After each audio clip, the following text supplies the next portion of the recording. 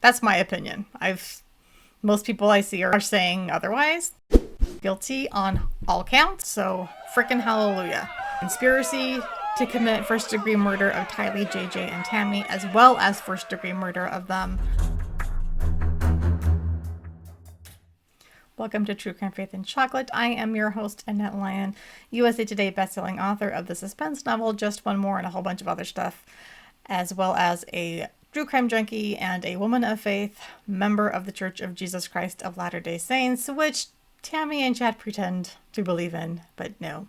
Part of what I do here is to debunk a lot of that junk, not to evangelize or convert or defend or anything like that, but to explain where they deviate and possibly where they got some of the kernels of their weirdness from. So the penalty phase was a whole new second phase, and in theory, the idea would be the prosecution puts forth reasons why he should get the death penalty, primarily victim impact statements, and then the defense would then bring forth any witnesses or evidence saying why they should spare his life.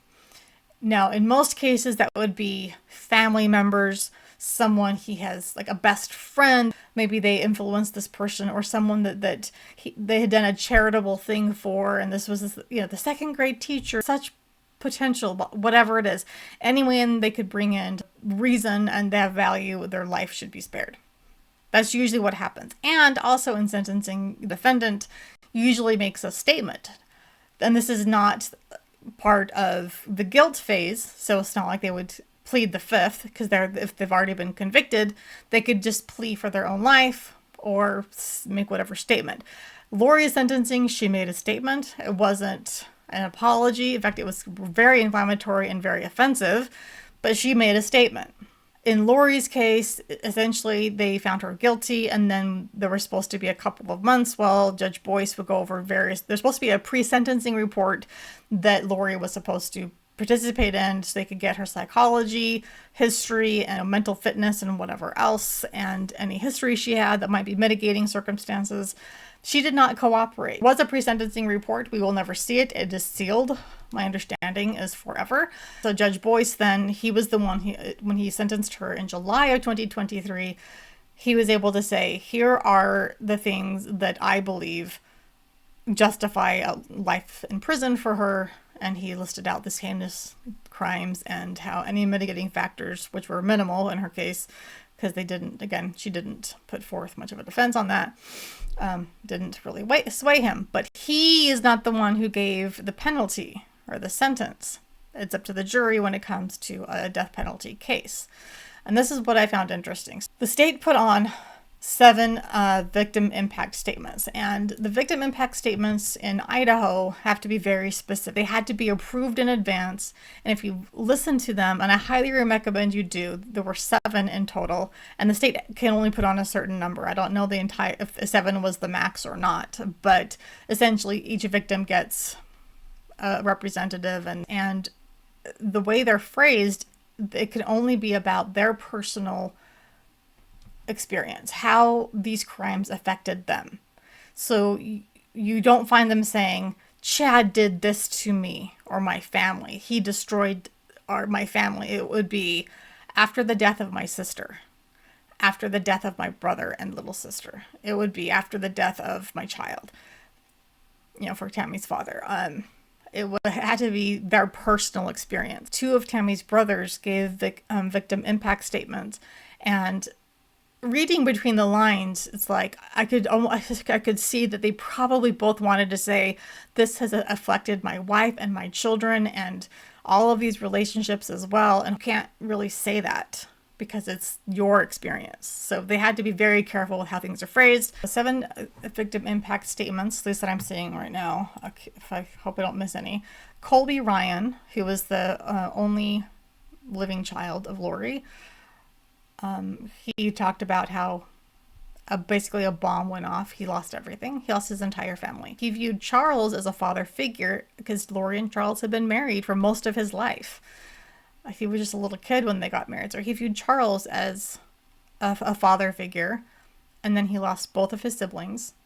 And now his mother is gone too. He's lost his entire family, and that was heartbreaking to listen to. Benjamin Douglas, he's the youngest, if I understand correctly, of the Douglas children, which are Tammy's siblings.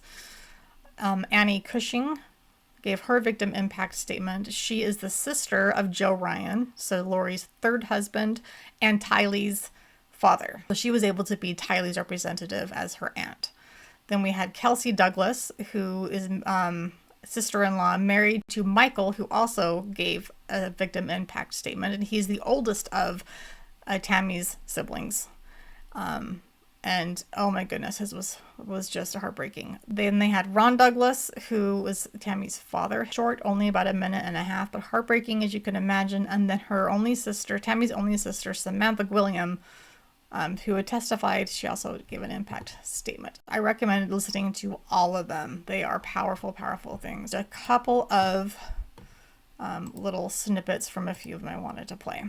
We're going to just jump back for a minute, but there's a moment where Chad, listening to Pryor in his closing argument, is really, really pleased with himself over the idea that Alex believed him 100%. It just pissed me off. That, and also when in the penalty phase, when Pryor, he talked down to the jury. Well, I know you've already made your decision, but you shouldn't have done this, and so anyway. And so let's listen to some of that. So here's one where Lindsey Blake is talking about Chad, and just pay attention to some of his body language. I put some text on there so you can see some of it as the relevant parts come up. Talking about the trip to Hawaii that Lori went on. Melanie Pulowski told you Alex Cox was supposed to go with them on that trip. Alex didn't go because Chad needed help with something. Okay, so notice the look on Chad's face right here is pretty much what we saw for almost the entire trial. He didn't give much of anything, but he doesn't look particularly thrilled to be there. So we'll zoom in on that a little bit. Tammy was possessed. Her death percentage was low. Alex believed Chad 100%. Watch this. Watch his face.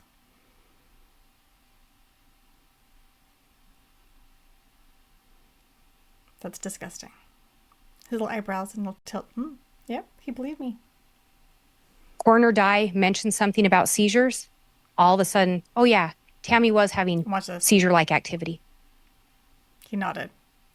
This is a man who had very little facial expression throughout almost the entire trial. And then all of a sudden, during closing arguments, he's like, yep. So here is then how Pryor basically patronized and probably turned the jury against him if they hadn't already been. You know, you've made your decision, but if you look at the indictment, the allegations with Chad Daybell are not about remuneration or money. The allegations with Chad Daybell were allegedly religious beliefs and espousing religious beliefs. And the time we spent on the screen was about religious beliefs that he claimed to have had and that he espoused. This had nothing to do with money. Nothing to do with money. The insurance on Tammy Daybell, the $300,000 was set in 2002. And the state cannot allege that in 2002, Chad Daybell had some plan to collect insurance. I don't recall anyone talking about 2002 life insurance policy. Likely existed, but the fact that he cashed in on it. She had two policies, I believe, and one of them was up to the maximum at work, through her work, right before she died. But the fact that he cashed in on them after murdering her, that's the problem, Pryor. It has nothing to do with when the policy was first opened. When you look at the documents of the upping of the insurance, Tammy Daybell upped her insurance because it was relatively cheap. But the reason Chad Daybell signed that document and signed off is because he was also getting $20,000 insurance. And the only reason he had to sign was because if you listen to what the real estate or the insurance folks said, is if he's getting insurance as well on himself, he has to sign. This has nothing to do with money. Except that he collected $400,000 falsely. You found that there was murders. And I want you to read the statute and the direction the directions and what the judge has presented to you as what you have to find in terms of atrocious conduct. And the judge specifically said there that if you find that there was a murder, that's not enough. You have to go beyond bounds of human decency. And if you look back at this case, if you recall, Chad Daybell was never present for the actual murder of Tylee Ryan. How he can say that? Oh, Chad gosh. Daybell was never present. There were many other people present for the murder of J.J. Vallow. Didn't he already say we don't know what happened exactly? And whether you believe or not that Chad Daybell suffocated Tammy Daybell, and it's as tragic as that is, that doesn't reach the heinous, atrocious conduct that's defined by what the judge is instructing Really? you. It doesn't? And at this point, folks, I'm going to ask you to find that there was no conduct that rose to the level that the state is trying to present at this point. Thank you. See, the thing that blows my mind on that is that, like, in every other penalty phase I've ever watched, it seems like the defense lawyer knows it's smart to just accept the jury's decision and speak to the jury as if their client is guilty, because that is what has been determined. But Pryor, stupidly, in my opinion, is like, well, I know you said you think it was murder. I know you think that he did that, but okay, even so. But anyway, like, it's like completely dismissing their deliberation and very serious decision that they made. They didn't take this lightly, doofus.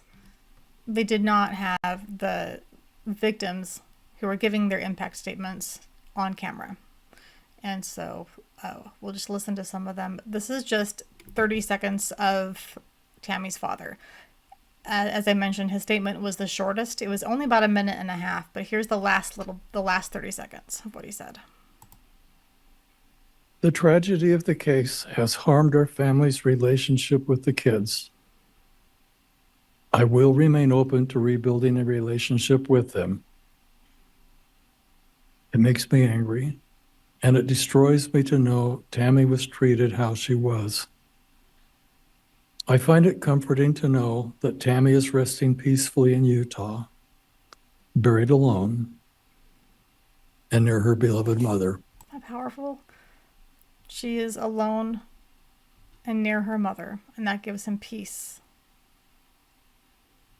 I hope Chad hears that and interpreted that as it was intended. We know that Chad and Tammy were married in an LDS temple, which means that they were officially sealed. We also know that if you do not live up to your covenants, that dissolves any sealing, and that Tammy will not be withheld from any blessings in the next life because of her husband's jerkiness and sinful ways. But it's very clear there's no way that he would make it to the celestial kingdom with her, and she would not be forced to be with him forever. That is not how it works.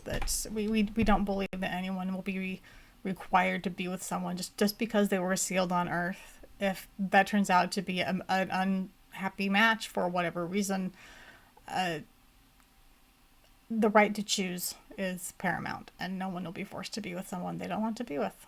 So, the end. And that's pretending that Chad isn't going to be kicked out on his butt. There's no way he'll enter the celestial kingdom. This is Tammy's oldest brother, Michael. His statement was quite a bit longer, and so I've cut it down. There's two chunks here that I've included. When I left, I called my wife and told her something was off. And he's referring to after the Idaho memorial. The funeral had happened, then the Idaho memorial, and then he's leaving the memorial in Idaho. And he calls his wife, Kelsee, who also gave a victim impact statement as well. I tried to keep everyone from jumping to conclusions, mostly myself.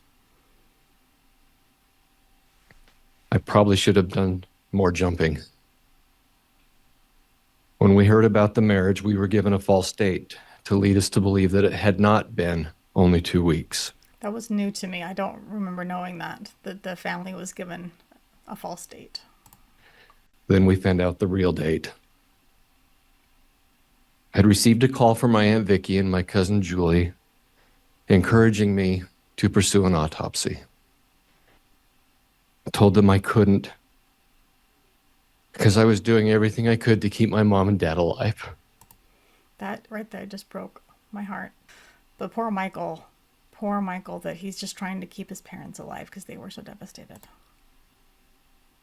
When we found out about the exhumation, I hoped that there was nothing to be found. And never wanted someone to be more wrong than I wanted Aunt Vicky to be wrong. But it was me that was wrong again. All of us were devastated by the exhumation, but especially my mother. She saw the exhumation as a desecration of Tammy's gravesite.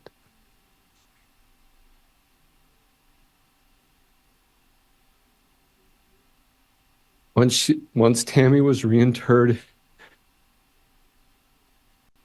my mom asked that we would meet again at the gravesite, and we did so, and held a family service.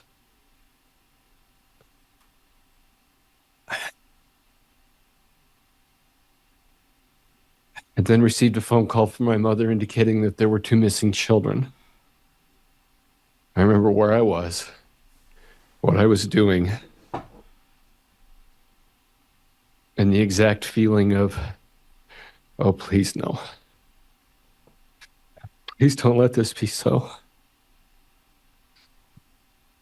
My heart sank, and I said to my mom, Mom, Chad told us they were empty nesters.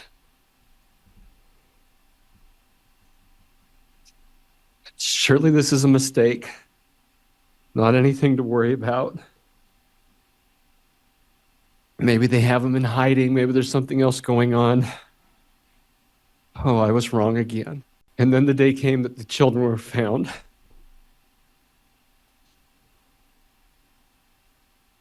I broke into more pieces than I can count. I was at work, began crying hysterically, and had to be rushed into an office. I was surrounded by people that had figured out that this was coming long before I did. Hope was lost.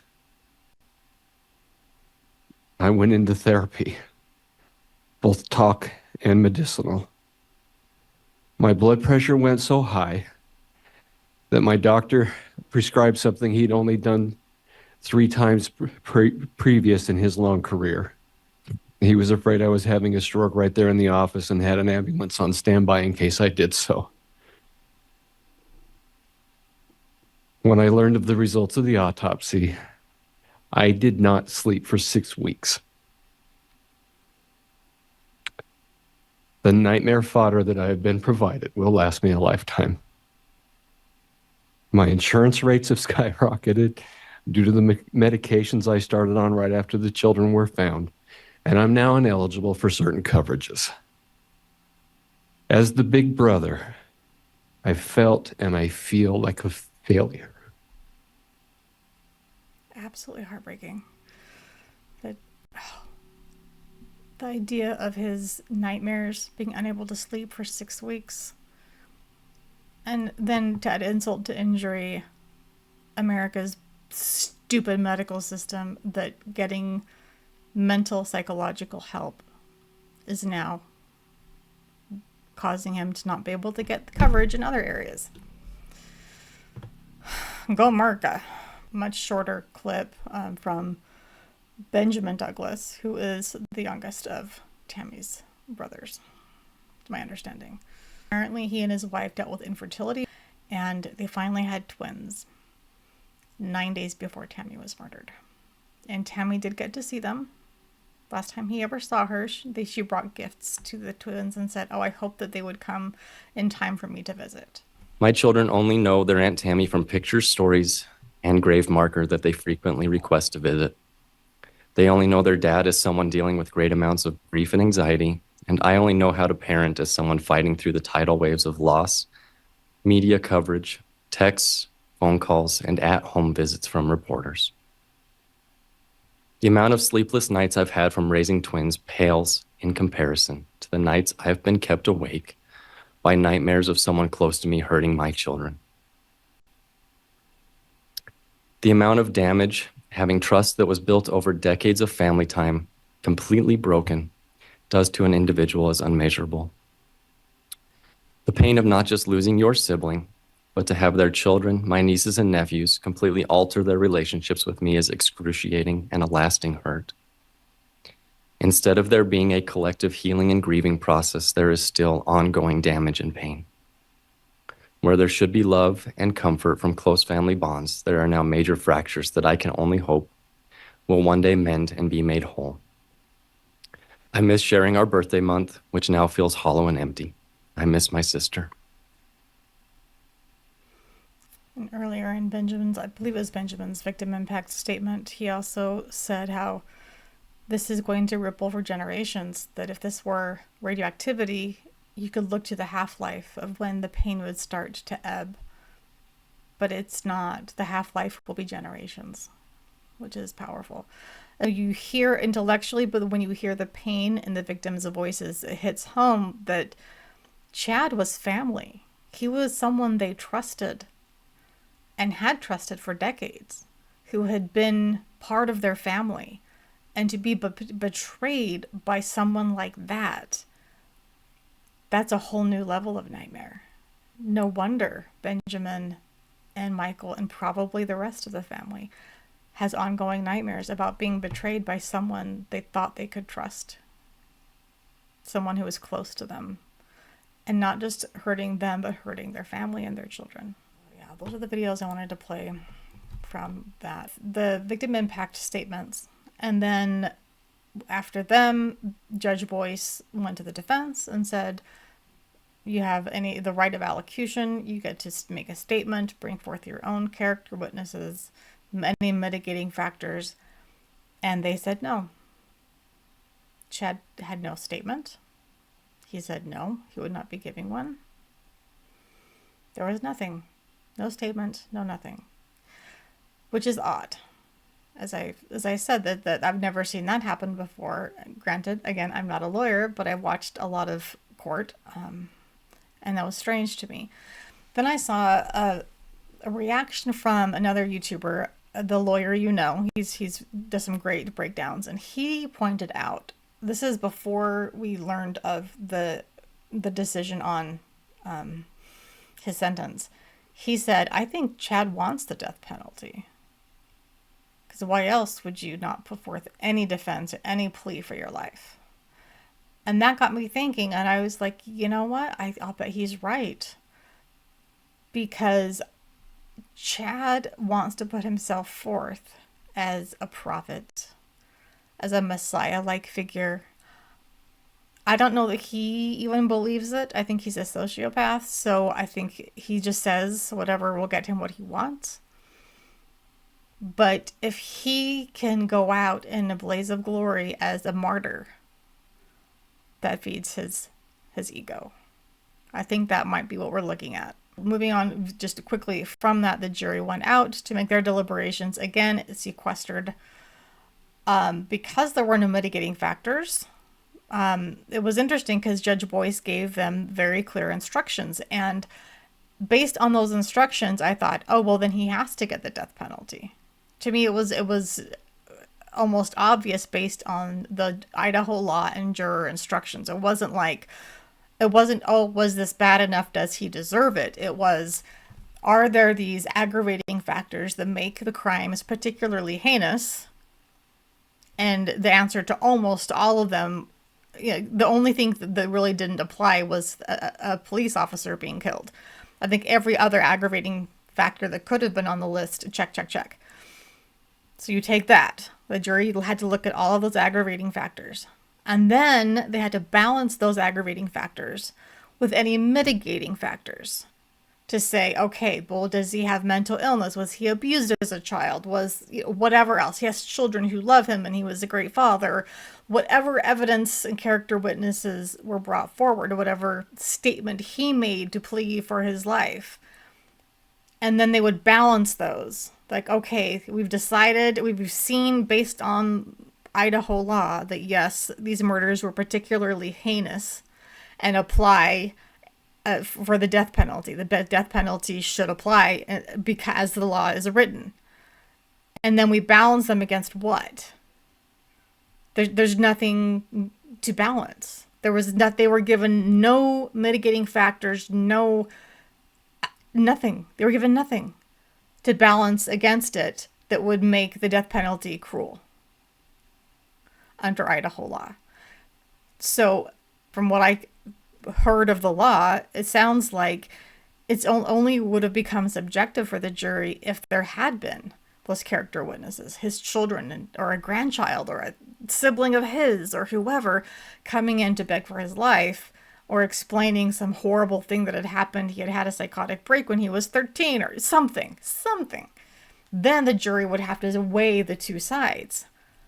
But we didn't have two sides. We had one.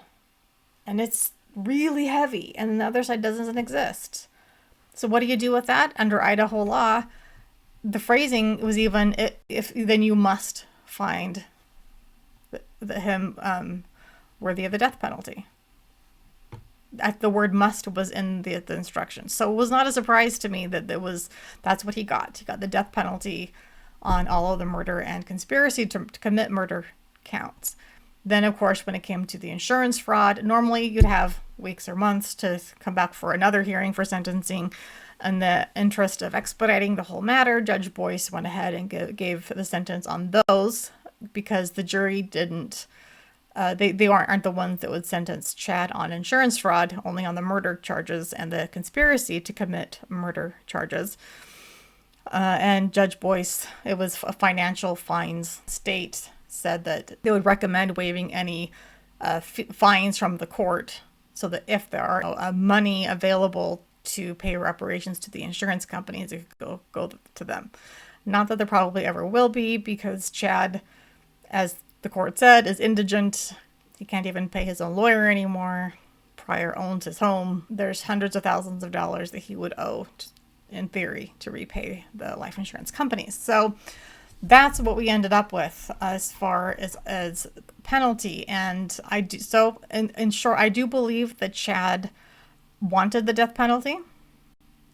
I think that the jury had to give it to him because he offered no mitigating evidence or circumstances or anything. He did not speak for himself. He had no one to speak for him. It's bizarre to me that no one from his family came to support him. You would think that even, I don't know, a sibling or a parent of his would come to the sentencing. Even if not to speak, his mother, who was a witness in the case, mind you, she could have come to the sentencing. She could have stood forward and said, I want to plead for my son's life. She didn't. Did Chad say, don't come? Did everybody in the family just stay away? I'm very curious about some of that. Something else that jumped out at me, people have said, will the Daybell children ever come around and realize that their dad is this horrible person? And I disagree a little bit because of most people that I've seen say no, that they are delusional, they've drunk the Kool-Aid, that's the end of it. I think, yes, that's the case with Emma. I think she and Joe, or her husband, are just, they've fallen off that cliff. Garth seems to have a little bit of a conscience left. He seemed conflicted on the stand. And I don't know, I think he's struggling inside. So I think he could be redeemed potentially on some level. I don't know, we shall see. But I am curious because in opening statements, Pryor had said that 3 or 4 Daybell children would testify in their father's defense. We had 2. So we already knew that there was 1 or 2 who didn't want to come. One for sure did not.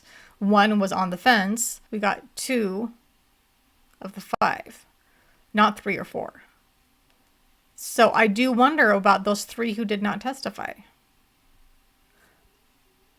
Mark, Seth, and Leah, I believe. Where are their minds? Do they believe that their father is correct? Do they realize? Did they watch the trial? Did they see the evidence? Are they standing by their mother now and just couldn't bear to testify for the state? I'm curious. I do wonder because we only had Emma and Garth at the trial testifying for their dad. And of those two, Emma is the only one that sounds completely off the rails. Garth somewhat, and I think he knows more than he admitted to. And I think he probably has a lot of guilt for that, assuming he has a conscience, unlike his father. But I do wonder about Seth, Mark, and Leah. Like, what's going on with them? Because we haven't heard anything. I hope that they will talk to Nate Eaton or Keith Morrison or someone like that, so we can get some insight into where were they? What do they believe? Do they believe in their dad, or do they believe in their mother? And I truly hope that the answer is that those three at least have come around to believe in their mother. If you are enjoying this video or any of my other ones, please give it a like, please subscribe, hit the notification button so you don't miss a single video. But because I think that Chad wants to be a martyr, I think he will stop appeals as soon as he can. My understanding is that in Idaho, as soon as there is a death penalty sentenced, as soon as that is brought down, there's an immediate automatic appeal whether or not the convicted person wants it, again, because it's a very serious matter to be taking someone's life. After that appeal, it's very possible that he could do whatever appeals ineffective counsel, unfair jury trial for whatever reasons that we see in other cases that last 20, 30, 40 years, and then the person sometimes just ends up dying of natural causes in prison. I suspect that Chad will end his appeals as soon as he can, and that he will take the death penalty as a win, as a martyr. That's my opinion. So I think we might see him executed in the next 5 to 10 years. That's my opinion. Most people I see are saying otherwise, but yeah, that would fit to me, because Chad cannot bear the idea of being wrong or be seen as less than. And if he is in control of when he dies on some level, I think he would do that and go down in his mind as a martyr. So we shall see. I want to hear about those other 3 Daybell kids. I want to hear from them so bad. So Nate Eaton, anyone else? Lauren, Matthias, get on that. See if you can have any of them speak out, because I would love to hear from them and see where their minds are. Anyway, those are my thoughts.